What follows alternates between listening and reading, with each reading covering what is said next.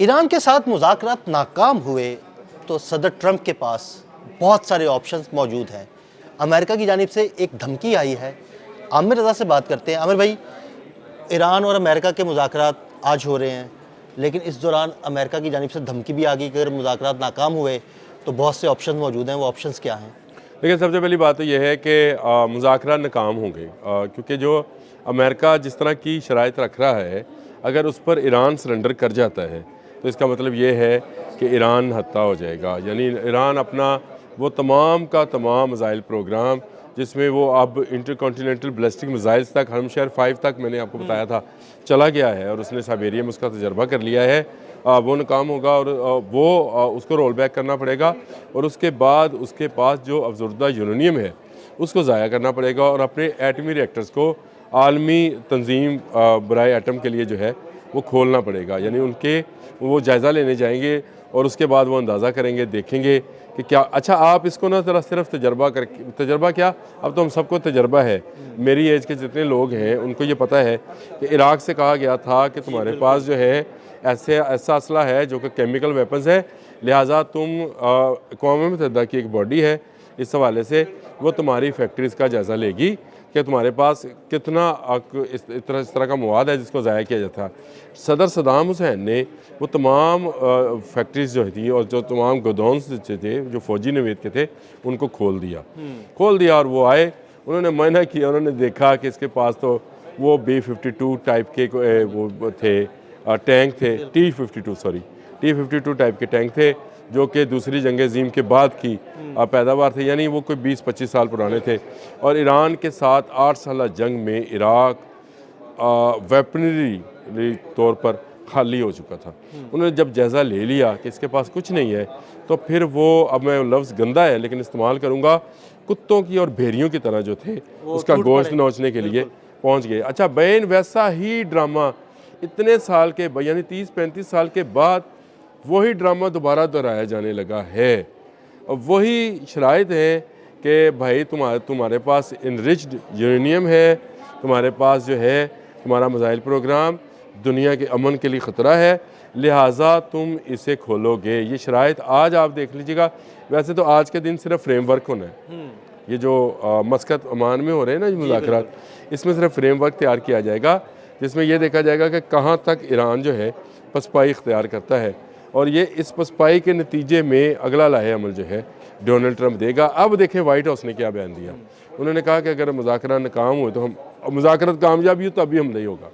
میں اس لیے کہتا ہوں یہ ناکام اس لیے ہے کہ اگر ایران اپنا ویپن سرنڈر کرتا ہے تب بھی وہ پکڑا جائے گا امریکہ کے ہاتھوں میں، اور اگر نہیں کرتا ہے تو امریکہ اس کے ساتھ جنگ کرنے کو تیار۔ اچھا نہیں کرتا ہے تو امکان ہے کہ ایران بچ جائے، لیکن نہیں، اگر وہ ہاں کر کے اپنا اسلحہ جو ہے، اپنا ویپنز جو ہے وہ واپس لیتا ہے، تو اس کا مطلب یہ ہے کہ نکولس مڈورو کے طرز کا آپریشن جو ہے وہ تیار ہے۔ دیکھیں ایران بار بار ڈونلڈ ٹرمپ نے رات بھی، میں ان کی میڈیا کانفرنس دیکھ رہا تھا، رات بھی انہوں نے وہی بات کہی جو وہ کہتے رہے ہیں کہ ہم جو ہے مذاکرات کرنا چاہتے ہیں، لیکن میرے بیوٹیفل آرمیڈا جو ہے وہ ایران کی طرف گامزن ہے۔ بھائی لیکن وہ کیا لینے جا رہا ہے بھائی؟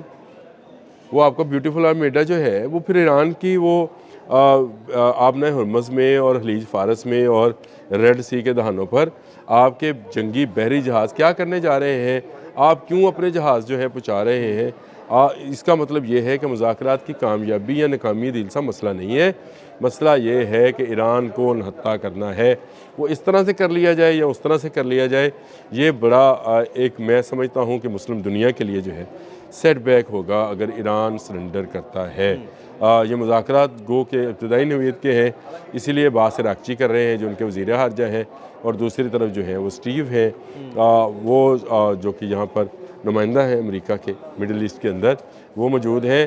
لیکن میں نے آپ کو بتایا کہ اس کا صرف فریم ورک تیار کیا جائے گا، اس کی کوئی سالڈ جو ہے ابھی باہر نہیں نکلے گی چیزیں، لیکن اس سے ہی پتہ چل جائے گا، کیونکہ آپ کو ابتدائیت سے ہی آپ کو بیج سے پتہ چل جاتا ہے فصل کیسی ہوگی۔ میں نے جو آپ کی باتوں سے ایزیوم کیا نا وہ یہ ہے کہ اگر ایران اپنے ایٹمی اثاثے، اپنے میزائل پروگرام کو رول بیک کرتا ہے تو تب بھی اس کی شامت آئے گی، اور اگر نہیں کرتا تو تب بھی امریکہ اس پر حملہ کرے گا۔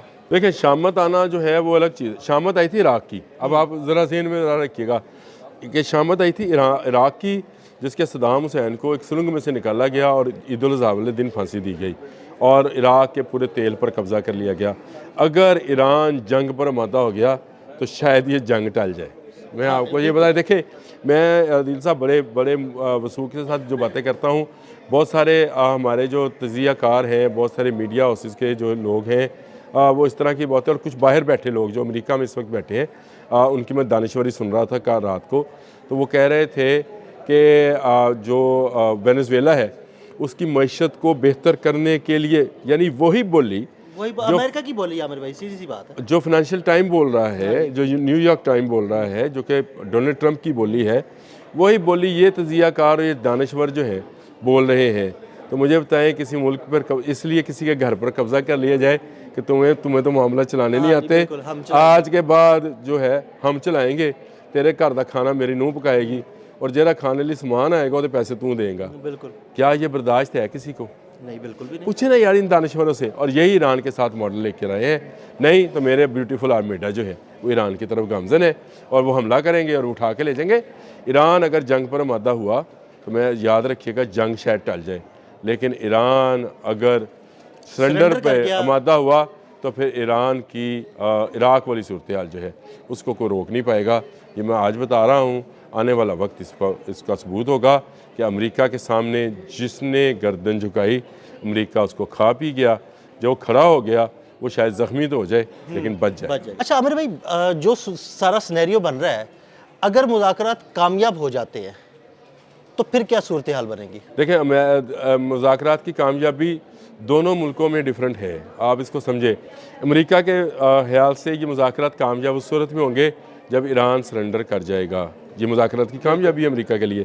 ایران کے لیے مذاکرات یوں کامیاب ہوں گے کہ اس کا میزائل پروگرام اور اس کا ایٹمی پروگرام جو ہے بچ جائے. تو یہ دونوں کے لیے ڈیفرنٹ، جیسے ایک مقدمہ عدالت میں ہوتا ہے تو ایک اس میں دونوں فریقین میں سے وہ جیتتا ہے جس کے حق میں فیصلہ ہو جاتا ہے. تو ان مذاکرات کی کامیابی جو ہے وہ دونوں صورتوں میں الگ الگ ہے. یعنی ایران کے لیے الگ ایک اس کی صورتحال ہے اور امریکہ کے لیے بالکل ایک الگ پورٹریٹ ہے کہ وہ اس کو کامیابی سمجھ رہا ہے. سکے کا ہیڈ اینڈ ٹیل ہے.